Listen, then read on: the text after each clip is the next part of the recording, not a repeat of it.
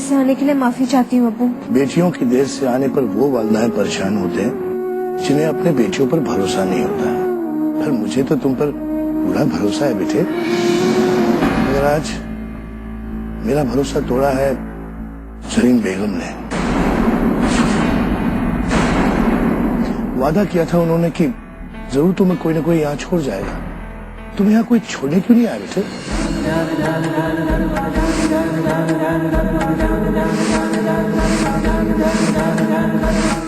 Please अब्बू, इस वक्त मैं आपकी किसी भी बात का जवाब नहीं दे सकूंगी।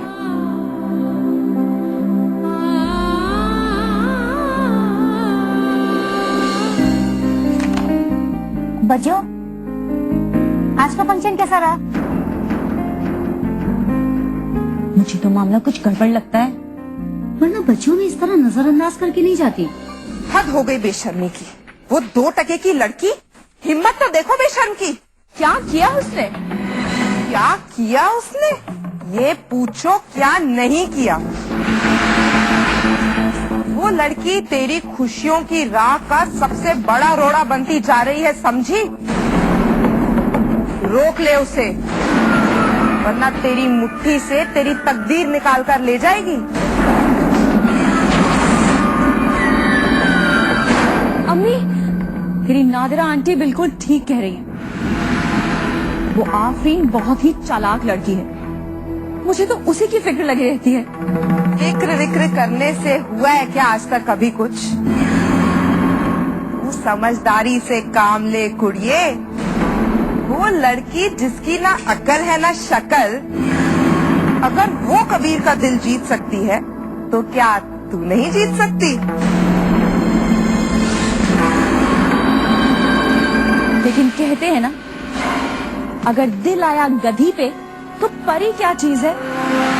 और अगर उस कबीर को वो आफरीन पसंद है तो ये बेचारी कर ही क्या सकती है। ठीक है, यहाँ भी मुझे ही कुछ करना पड़ेगा, क्योंकि उस लड़की को तो ख्वाब में भी मैं कबीर के पास कभी पहुँचने नहीं दूंगी। मेरा सवाल है, मुझे अरे बेगम साहिबा, सलामु अलैकुम। बेगम साहिबा, आप बेवक्त यहाँ? सब खैरियत तो है? हमारी सारी खुशियाँ छीनकर खैरियत पूछ रहे हैं। अम्मी प्लीज, आप मेरी बात तो सुनिए। बोलने दो मुझे।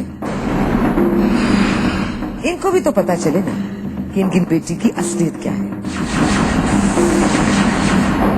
बेगम साहिबा, क्या आफरीन से जश्न इंतजाम में कोई गलती हो गई है? नहीं हादी साहब, ऐसी कोई बात नहीं है। आपकी बेटी ने हमारी सारी खुशियों को दस लिया है।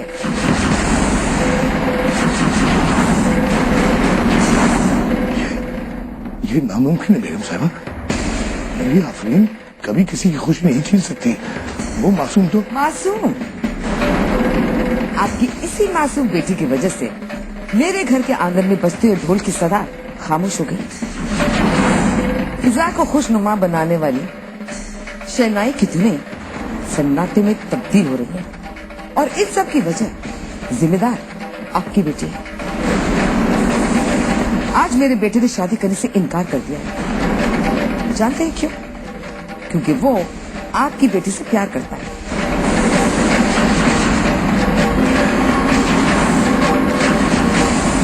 क्या यही तालीम दी है आपने अपनी बेटियों को?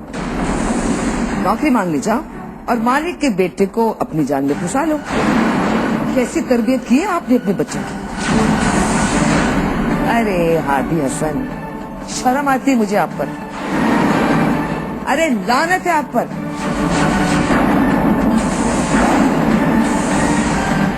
चलो कबीर,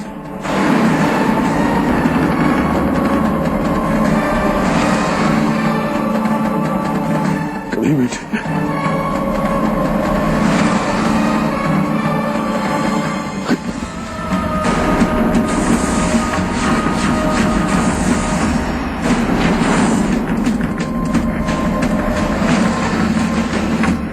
देखा, मैं तो पहले से ही जानती थी कि एक दिन ऐसा ही होने वाला है। अरे जिस घर की लड़की नौकरी करने के बहाने रात रात भर घर के बाहर घूमती हो और माँ बाप बेलगाम आजादी देते हो उस घर में ऐसा ही होता है। मैं तो उसी दिन सब कुछ बताने वाली थी, लेकिन बजाय मेरा एहसान मानने मुझे को जली कटी इतनी सुना दी। अब देख लो, आ गई ना सारी सच्चाई सामने।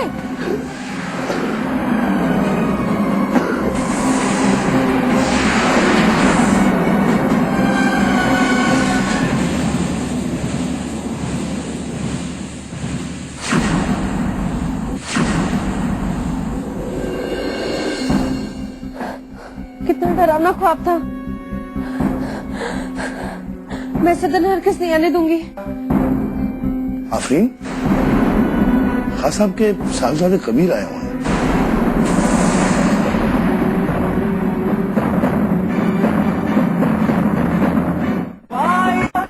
क्या?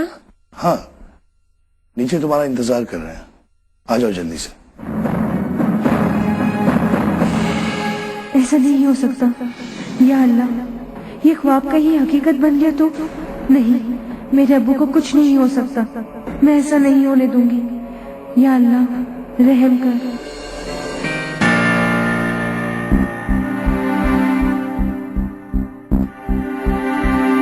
आफरीन, मैं तुम्हें आपको जो बात करनी है बाहर चल के करें, यहाँ नहीं।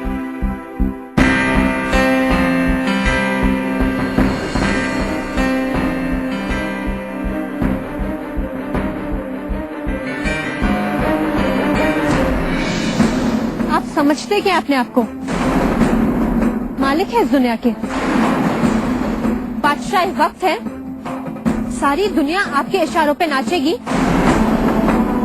मैं एक मामूली घराने से ताल्लुक रखती हूँ, जहाँ गलतियों और गुनाहों की पर्दापोशी के लिए दौलत का सहारा नहीं लिया जाता। हमारी दौलत हमारी इज्जत है, और ये इज्जत तब मिट्टी में मिल जाती है जब मेरी जैसी कोई लड़की किसी गैर मर्द के साथ देर रात तक दिखाई देती है, वो भी उस मर्द के साथ जो किसी और का होने वाला शौहर भी हो। मगर लगता है आपको इन समाजी रवायत से कोई सरोकार नहीं, तभी तो आप मुझे रुस्वा करने मेरे घर तक चले आए। इससे पहले मैं अपनी इज्जत का पास रखने के लिए आपकी बेइज्जती करूं, प्लीज आप यहाँ से चले जाएं।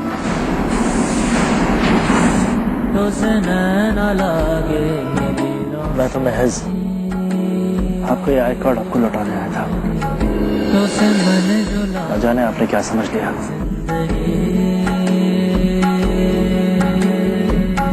मोहब्बत तो एक जावेदा जिंदगी है, मोहब्बत तो एक जावेदा जिंदगी है।